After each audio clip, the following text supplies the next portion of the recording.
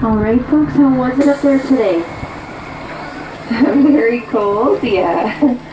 That is quite normal in this sort of a landscape. We often have very strong, very cold winds coming from the Columbia Icefield.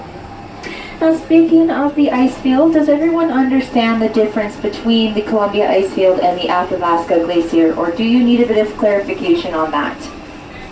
Clarification? Alright. So I want you to think of the Columbia Icefield as a lake, the ice falls as a waterfall, and the Athabasca Glacier as a river. Except it's just all frozen. So if you think about your hand, the palm of your hand is going to represent the Columbia Icefield. Your fingers are going to be representative of the mountains in the area. And then the spaces in between your fingers are going to represent the glaciers.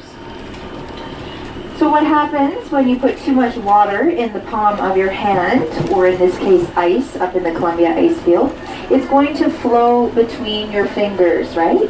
So it's exactly what happens when there's too much ice in the Columbia Icefield. It's going to flow down over the ice falls and make up the Athabasca Glacier. So believe it or not, this entire glacier that we are on right now is in constant motion. We are moving.